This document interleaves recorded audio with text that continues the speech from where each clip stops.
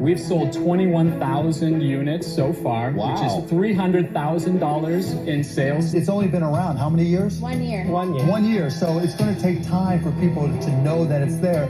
But this, I guarantee you, this will become part of everybody's medicine cabinet. Guaranteed, Yeah. right? So I'll make you an offer, right? And I just want a yes or no. This is the hiccup straw from that Shark Tank episode. Did you ever have the hiccups? How do you solve the hiccups?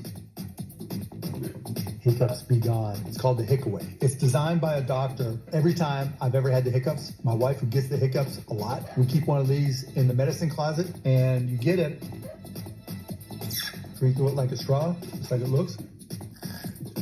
With water, it works. I'm not kidding when I say I bring this thing everywhere with me now. They just launched them on the TikTok shop and they are super cheap with the Cyber Monday deal. So I'll add it right here to the video for anybody who always gets the hiccups.